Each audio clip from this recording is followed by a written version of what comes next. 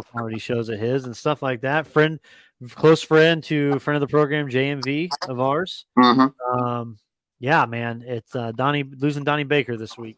Yeah, for anybody not familiar, like they got some. I think he got them some YouTube. Like people, you know what I'm saying, they didn't post the stuff all on YouTube, man. Some of his bits, man. I suggest, man, if you're into like comedy sports, man, definitely check it out, man. But swear to God, dude. Swear to God, he did. State law. Colorado.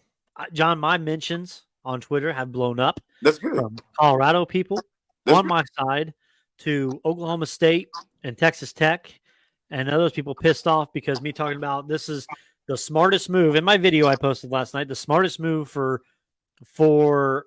Colorado to leave the Pac-12, get back into the Big 12, where they belong, where they can get themselves back to that name recognition. Here you go. 2 years ago today, Texas and Oklahoma formally applied for admission to the SEC. At that point, the statements all around the world in the news headlines was that the Big 12 was presumed dead. Now, guess what? The Big 12 is back. The Pac-12. They didn't say they're dying. Right. How the I don't believe their statement either. They said tonight. Yeah, I know. I know about a year and a half ago, man. Remember there was that talk of the Pac-12 and the Big Ten doing business, and then like it felt like 3 months after they were saying doing business, man, the Big Ten people like, man, we really don't want California, we really don't want Stanford, we really don't want, we really want UCLA and USC, man. So that's what it's going to be, kind of going forward after the season.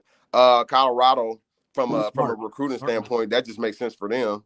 And because even though this thing is getting expanded, it's getting bigger, and these super conferences, man, like I said last episode, man, all stuff is gonna kind of peanut butter out.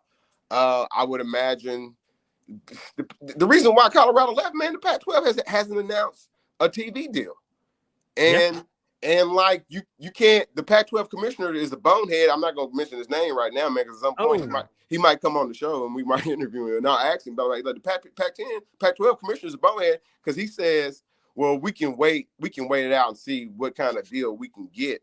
I'm like, dude, what are you talking about? You can wait it out to see what kind of deal you can get.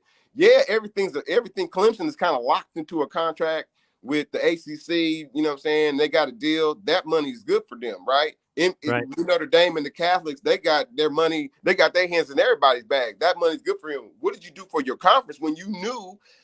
And you know what I'm saying? We've all known for like 6 months time, USC, like your two big power are going. You should have been. So like, I don't know. I don't remember. I just remember the hordes of people going to Colorado, right? Because Deion was there. I don't remember any type of Pac-12. Hey man, let's get on this. You know what I'm saying, on these coattails. I never remember that because that's what they should have did. You know, even though I get it big, even though Colorado's probably, you know, as far as the Big 12 is concerned, is coming in last. That's the scouting report, right? Doesn't matter. You trying to sustain your league however you can. Get eyes and ears. Deion, you got Deion Sanders, one of the biggest, you know what I'm saying, sports personalities in the world, or in the football world, right in your conference, man. You didn't necessarily roll that out, man. They flirted with San Diego State, but there's a $30 million buyout. If you know what I'm saying, with that, they didn't want. I'm like, dude, at some point, you got to get a team contract, and you got to start paying off schools because like USC and UCLA just didn't leave for sugars and cherries. Colorado's getting a part of that $34 million conference deal as well for the Big 12.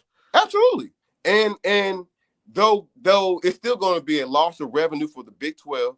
Losing Texas and losing Oklahoma in that Bedlam game, and potentially having another seat at the table, man, because all that the politics of the SEC and the Big Ten are going to come out at some point, right? But like the Big 12 has positioned itself to be sustainable, and they want to flirt. They've already started flirting with some East Coast schools, namely UConn being one of them, which is wild, right?